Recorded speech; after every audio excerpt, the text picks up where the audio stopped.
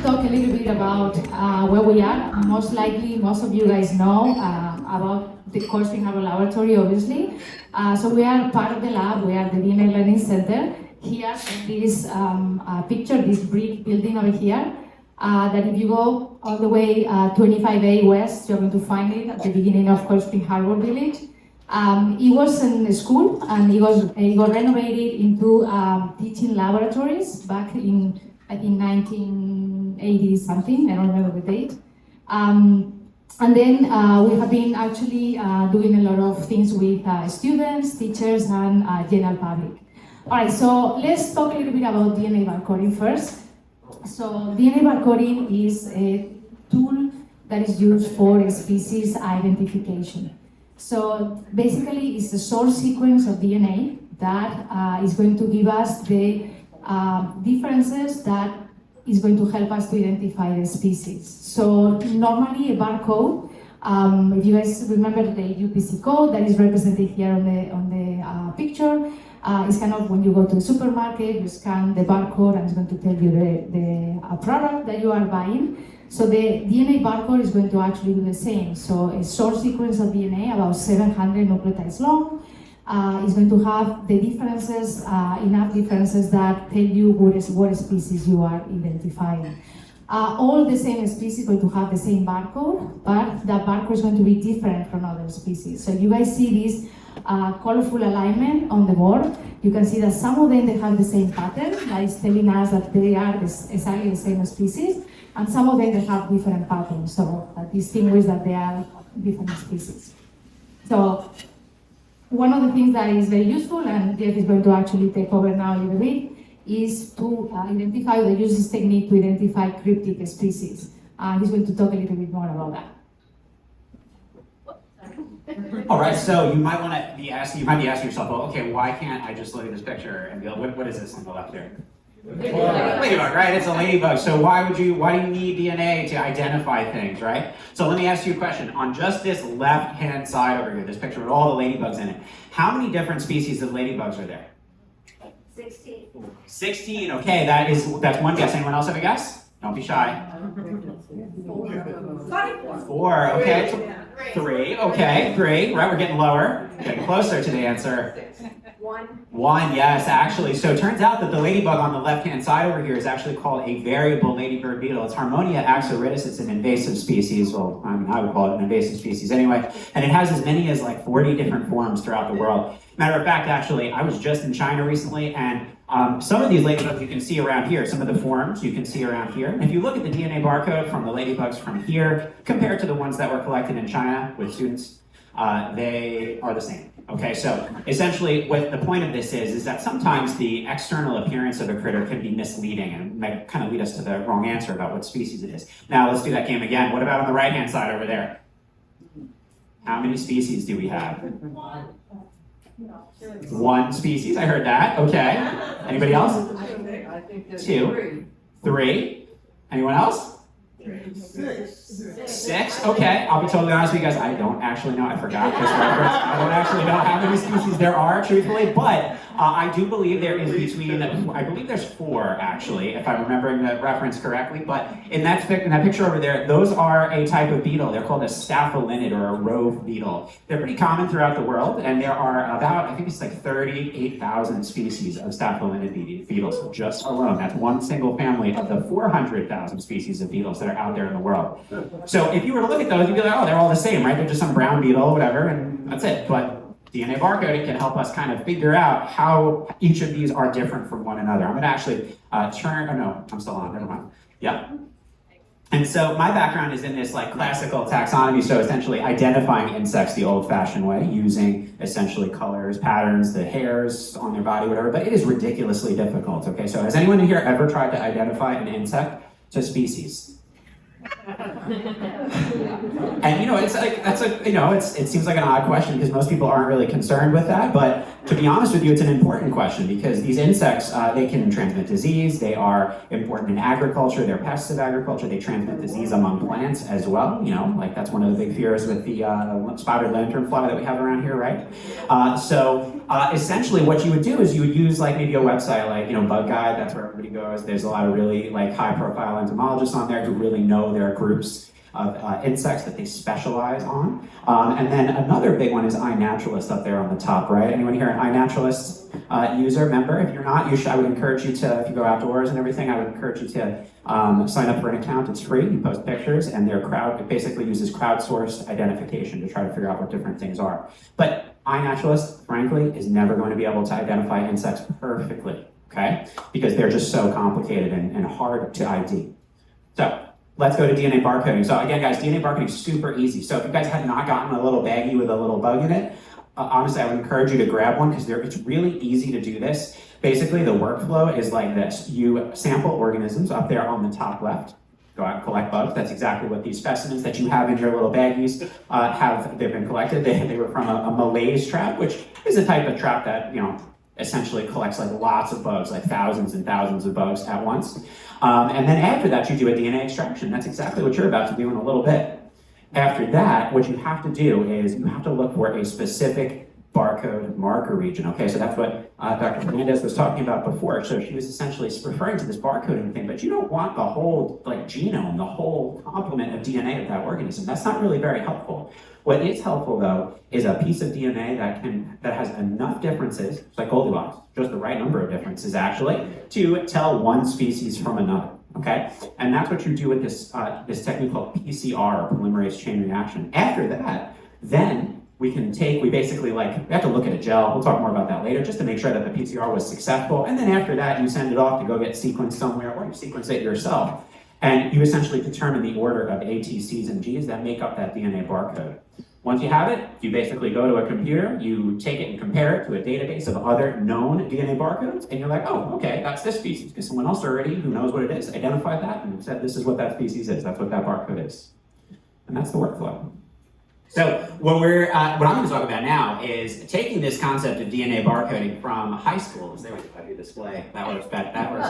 So we take this concept of DNA barcoding from the classroom with high school students, and we bring it out to folks such as yourselves. People who may or may not have formal training in science or molecular biology, and do DNA barcoding with specimens that they collect themselves or are provided to them. And we do this all around the country. And that brings us to this program called Citizen DNA Barcode Network. Okay, so we have collaborators essentially all over the US that help us to collect DNA barcodes with citizen scientists. By the way, I keep throwing this term out, citizen science. Anyone, what is a citizen scientist? Yeah, you guys, right? It's basically anybody who just cares enough to come down to the industry bar and listen to two people talk about barcoding, for whatever, 20 minutes. And so you guys are citizen scientists, but the truth is, if I were to be so pompous as to call myself the expert in identifying bugs, okay, I'm the expert, right? You guys are maybe not experts in identifying bugs, right? But there's way more of you than there are of me. So essentially, there is of me. So technically, you guys can do a lot more work and contribute to real science, okay? So essentially whatever you extract from your bugs this evening will get published to a scientific database that can be used for other scientists, essentially, okay? So just to review Citizen DNA Barcode Network a little bit, some of the things that we've done. First of all, our collaborators, we started off with New York Hall of Science right here in Queens, and they were one of our major collaborators. We call these major collaborators hubs or barcoding hubs, essentially centers that we train to do barcoding in an informal setting with students, lifelong learners, whatever you want to say. And then we also have our other major collaborators in Utah, the Natural History Museum of Utah, California Academy of Sciences in San Francisco, and most recently the Missouri Botanical Garden. Okay, so they are all essentially funded by us to do barcoding at their respective facilities, and they're empowered to process about 500 specimens each over the course of their program here. And then some of the photos that you see around here, can you guys hear me if I shout? Yeah. Yeah, cool. So some of the pictures that you see around us here are around the slide here are from some of our various different programs from around the country. So prior to working at the DNA Learning Center, I worked at the Long Island Aquarium out east in Riverhead. You guys familiar with that place? Anybody been out there before? So the Butterfly House, that's like my little baby. I started there when I was like right out of college. And we brought this thing. This is a Lego DNA sequencer, literally using Legos to sequence DNA. I mean, it's not really, but it's sequencing what is a DNA barcode for little ones like this, and to convey that concept of essentially using DNA to identify species. So this thing literally goes right to a computer and tells them whatever piece of DNA they just built. Pretty cool. And then we do a lot of entomological stuff up there on the top right. That's a light trap event at Sweetbriar Nature Center, if anyone's ever been there. Also, it's like my home. I basically grew up there, essentially. We're doing we're doing a collection there with a group of citizen scientists from the aquarium, as well as the DNA Learning Center. And then, just to prove to you that this is actually worthwhile, down there on the far right, you'll see this little mosquito. It doesn't look like anything. And I say mosquito, and people are like, oh, you look gross. But technically, that mosquito has only been collected a handful of times. It's called Anopheles barbari, and it was collected by a family at the New York Hall of Science literally a year ago. And it's been collected like maybe 10 times, and that's pretty much it, ever. So it's pretty cool, it's just, maybe it's not the most interesting mosquito, but it's still contributing to that database. And so, with that said, all of our citizen scientists from whatever program they may be, whether it's Barcode, Long Island, any of our city programs, our programs throughout the world, including Nigeria, Suzhou, and China, and hopefully soon to be other places, they are published to this NIH, National Institute of Health database. It's a sequence collection, essentially, that deposits samples, and their names are attached to it, which is pretty cool. And so they, as little high school students, or even like a little 5-year-old or 6-year-old or whatever, they get their name in a fancy scientific database, and that hopefully will inspire them to stay on a course in science. Okay, so up to this point, we've had over 5,000 citizen scientists interact with us over the years, with 1,623 unique GenBank authors. That's pretty cool. Now we go to case, DNA isolation. DNA isolation. So first of all, you don't have a little baggie with a bug in it. If you could, if you want, raise your hand, and we'll hook you up with a bug with a bag with a bag with a bug in it. All right, guys. So at this time, you have a little Ziploc baggie. Okay, if you would open that Ziploc baggie, you're going to find a tube that looks like this inside. This tube is called a microfuge tube. If you would, take that tube out, and you may see that there is liquid in the tube. We want to make sure that that liquid is at the bottom of the tube. So before we do anything else, if you would please, we're going to do a wrist centrifuge. Okay, so a wrist centrifuge basically means take your tube like this, facing it away from you, flick it like this as fast as you can. So basically, like that. That just drags all that liquid down to the bottom of the tube. We don't need a fancy $20,000 centrifuge to do that, right? Just give it a nice hard flick though. Make sure all that liquid is down at the bottom. What we are going to do next is we are going to use the pestle that is in your Ziploc bag. You'll notice that the pestle has a flat end like this and a rounded end like this.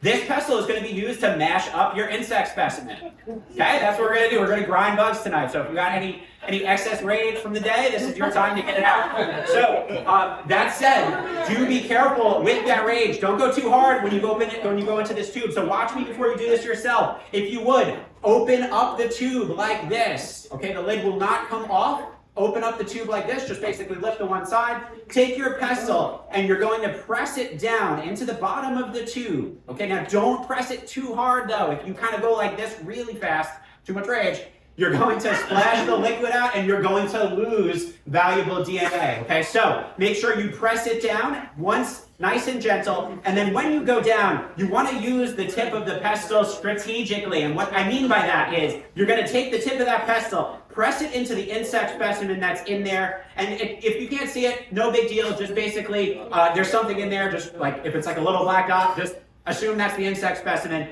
and you're going to kind of press and twist, press and twist, press and twist, press and twist. So use the tip of that pestle strategically. Pull the specimen up to the side of the tube if you have to, and try to grind up that specimen. So if it looks like a bug at this point, your goal here is to make it not look like a bug. Make it look like essentially shards of little bits. Bug soup, exactly. What you're going to do is carefully take the pestle out of the tube. If you have bug bits on the side, that's okay. Just make sure that most of the bug bits are inside of this tube. And then, exactly, like the pestle, it's spices for the beer. Microbrew, it's the secret microbrew. So what you're gonna do, guys, after you take that pestle out, take that pestle, throw it back in the Ziploc bag. We do reuse those. They're actually ridiculously expensive. They're $1 a piece, weirdly. So we reuse those every single time. Then you're going to take your bug specimen tube and close the tube like this, nice and tight. You can then use this little thing right over here. So if you look in the picture up there, for us to complete this DNA extraction successfully, we need to essentially put it in a tub of boiling water, or close to boiling anyway. Okay, so if we do that, the tubes might, like the lids might pop, essentially. So what we use these for, these are called tube locks. Okay, so essentially what they do is they make sure that the lid doesn't pop off. Now, when you do this, watch how we do this though, because this is a very specific way that you have to do it. Take the tube lock with the little thingy up here pointing up, and you're gonna press it, lock it into the top of the tube like this, okay? So a lot of times I do this, I see people that go like this, but remember, the idea of it is to make sure we don't put our fingers in boiling water, or I don't put my fingers in boiling water, so if you don't like me, feel free to put it upside down. And also, most importantly though, don't do this, okay? It's not going for a swim in the pool, okay? We wanna make sure that it is actually on the lid like this, okay? All right, once you have it locked on safely, Lorna and Caroline are going to come around and they are going to collect your baggie with the pestle in it. And Caroline has an orange wrap. You're going to take your tube and place it into that orange wrap. There is a number on the top of your tubes. There's a number on the top of your tubes before you give up your tube. If you would, take a look at that number. And if you guys have your phones on you, there's a QR code up here. If you scan that QR code, it's going to take you to a Google form.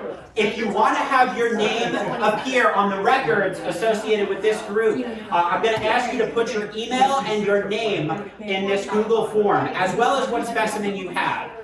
That way you guys can go back later and say, oh, I had number 10 and it was, such and such specimen. All right, so when everybody's giving the samples and everything, I'm going to just mention a couple of things about the chemistry we're using. So you guys notice over here that it says DNA isolation using Calyx. So that is a type of resin that is negatively charged and is going to attract positive ions. The idea behind this isolation is that when we break the tissue, and we keep it in that solution, they are a type of enzyme that they're called DNases, that the main function is destroy the DNA. So we want to protect the DNA, and the Calyx is going to actually capture ions, positive ions, that they are cofactors. They are very important cofactors for those enzymes. So that is one of the functions, so it's going to protect the DNA. And then the water bath is going to actually soften the membrane a little bit more, and we're going to release more DNA into the solution, and that is enough for us to set up the PCR. So, let me just explain briefly. We're obviously going to do this step. This normally takes between 1 hour and a half or almost 2 hours to run. But just briefly, the PCR reaction or polymerase chain reaction, if you guys heard before maybe, is a type of technique that is going to amplify, make copies of DNA. So basically we use primers that they are designed in a particular region of the mitochondrial genome. Don't worry too much about that. But they're going to actually amplify or make copies of this barcode that is going to help us to identify the specimens. So over here we have a picture of very portable PCR. So Jeff have it here, it's a mini PCR. It's only 16 samples, but it's really cool because you can actually do it using your computer anywhere. So make very accessible this type of activities. The last part we're going to do, which I think is going to be super fun, we're going to ask 2 volunteers from the audience today to come over here, and we're going to do what we call a gel electrophoresis race. So it has to be 2 people that never load an agarose gel. I don't know if you guys are familiar with that, some of you might know how that works. But it's a type of gel made of seaweed that it helps us to visualize the DNA fragments. So we are going to actually show you a couple of pictures that show how you shouldn't do or load a gel. So this is somebody puncturing the gel, going really, really far. And then the other one is somebody that didn't collect the volume right and then introduced a lot of bubbles, and then everything went off the well. This is a no-no. Where's the right way? This is the right way. So this is the right way. You're going to go close to the kind of the entrance of that little pocket, and then you're going to just very slowly press the solution, and it's going to sink into the well. Okay. So this is what we're going to do now. So we have two chambers, electrophoresis chambers here. So we'd like to see two people come and do the yes. I should mention, guys, whoever does this, there are prizes. There's 2 prizes. So we have the first one here right here. We need somebody else. Who else wants to come? That never drove. Okay. What do you guys? Yeah. Okay, so we have Brienne and Mary up here. They're practicing loading a gel with something called practice loading die right now. Yes. So what they are going to do each time that they do this race is they're going to go into that blue tube of loading die, and they're going to take out some liquid each time, okay? The goal here is to load all 7 of the wells first. Be the first one to load all 7 of the wells. So we'll see who has the skills to be a molecular biologist up here. I'm sure they both do, absolutely. But we need to hype them up though, right? Let's hype them up, right? All right, no pressure, no pressure. 3, 2, 1, go. All right, let's go, guys. Let's do it, let's do it. Keep going, guys. Don't let it stop. Don't let it stop.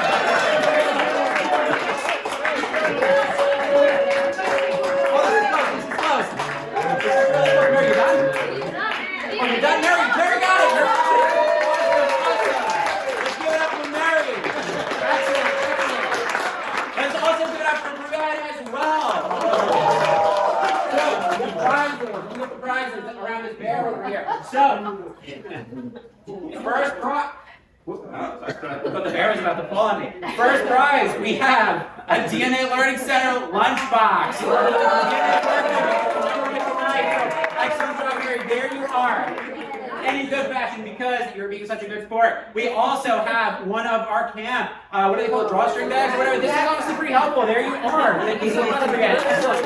And so guys, just the point of this, I hope it is being conveyed, is that we're obviously not going to do the PCR right here. It takes a couple of hours for that to run. So what we're going to do, once these samples are done heating in the water bath, we're going to take them back to the Learning Center. We're going to do PCR, and PCR is going to make billions and billions and billions of copies of these barcode marker regions. What we're trying to do is get enough of that DNA so that we can actually see it on a gel. Believe it or not, if we took all the DNA from that bug and tried to put it in here, we might not be able to see it. It's kind of surprising, actually. So we have to make a lot of copies of it. Once we do that, we can then load it into this gel, and if we see that there's DNA there, we're like, okay, excellent. Then we can go ahead and do DNA sequencing.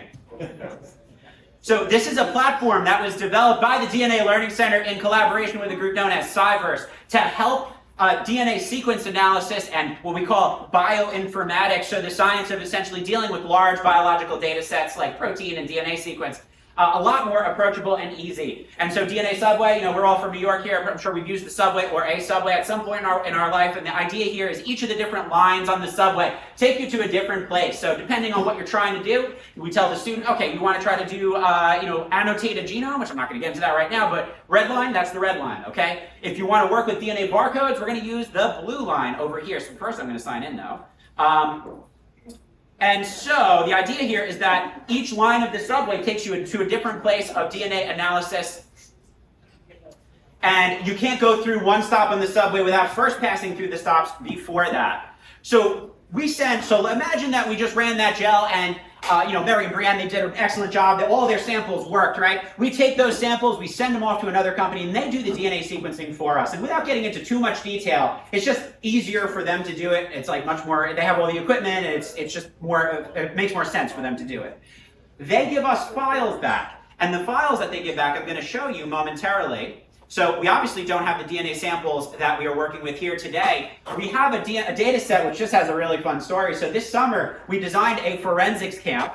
And in this forensics camp, these are high school kids, 9th and 10th graders mostly. They go through this camp where they try to catch a serial killer, okay? So we gave them insect specimens on the first day to do DNA barcoding. And guess where those specimens came from? Mosquitoes. No. Literal dead bodies, exactly. So they came from cadavers. We have a collaborator at the University of Tennessee, Knoxville. They picked up the DNA. They picked up the DNA, exactly. So basically, those specimens came from actual cadavers from researchers at the University of Knoxville, and they essentially came from human cadavers. And you might be like, oh, that's gross, but honestly, there's a very important reason for that. It's all in the name of forensic science and trying to estimate what we call a post-mortem interval. And so it's all concocted in such a way that the kids actually process these specimens. And we just published all of those specimens to GenBank today. So they are, and all their names are associated. So here's DNA Subway. So this is what you see when you get your DNA results. Like, wow, what that? I don't want to see all of this. This is like crazy to me. And honestly, what's really cool though is you can take a look at the actual raw data, and this is how the DNA sequence comes back. So they call this a chromatogram. Anyone know why? Colors, right? It's colors, right? So basically we call this a chromatogram. Each of the different colors corresponds to one of the 4 ATCs and Gs. And what this program does is it basically assesses the quality of the DNA, and it says, okay, this is all pretty good, okay? And then eventually what you do is you derive what we call a consensus sequence. So for that specimen right there, we have 2 different, we call them reads of the same region of DNA. For those of you in the know, DNA is double-stranded. It is anti-parallel. There's something called a forward and a reverse strand. So essentially it's the same region, but with slightly different sequence of bases. But in theory, they should match up with one another, right? Right? So basically, we do that as sort of like a scientific way to verify, yeah, this is actually the DNA barcode. We know that it's correct. And so what they do is they derive this consensus sequence, and this is literally the barcode right here. And so this barcode, it comes from a region of DNA known as cytochrome oxidase 1. I think which Chris mentioned earlier, it's basically the mitochondrial DNA. It's just a place that scientists have, through trial and tribulation, realized that's a good place to use for insects to try to identify them. And so what you do is you do something called BLAST. Now, BLAST basically takes that barcode and it compares it to the NIH database where there are millions upon millions of sequences that have already been published.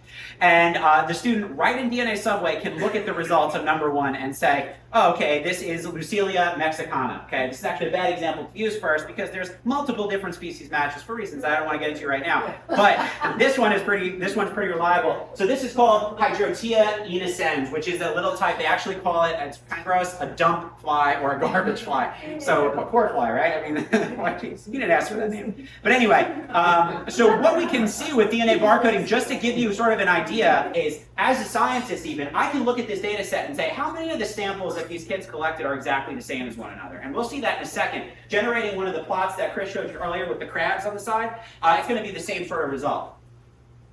And so here is our muscle alignment. And so what this shows you right here, it shows you that, look at all these. These are all the exact same thing. Okay, and I pulled in some of the BLAST results that we got. This is Formia regina. It's called a black blowfly. And then there are some other ones in here. This one is one of my favorites. This is called Necrobia ruficollis and Necrobia rufipes. Okay, so essentially what these are, if you guys look at that, you'll notice the patterns are the same, right? These are actually not very good results these down here. These two, however, are. And Necrobia rufipes, for this case, what it tells you is that this body, the fake body, has been around for a really long time. Okay, so in forensic science, these beetles come in at the very last stage of decay, and they tell a scientist, okay, if I'm seeing Necrobia, they only feed on another type of beetle that comes in a little bit later, and they wouldn't be there if that body had not been there for a long period of time. So it kind of showed the kids, hey, okay, this body is in the advanced decay stage. Okay, and that's pretty cool. Fun fact about those beetles, by the way, they're found on Egyptian mummies, believe it or not, which is sort of cool. And so they're still doing their thing, hundreds, thousands of years later. But believe it or not, guys, what we can do now is we can actually sequence DNA in literally the classroom. So there's a new technology that's from Oxford Nanopore. It's a company which we've had a talk here with Jason Williams, who's done one of these talks here, and Nanopore allows you to do DNA sequencing in the classroom. And as it turns out, we did this same exact data set with Nanopore as well, and we did get a good barcode from it. So it depends on the type of sequencing technology that you use and all of that. But anyway, so I'm going to go back to our presentation, which I think we're pretty much done. And there you go. All right, a little longer than we wanted, but...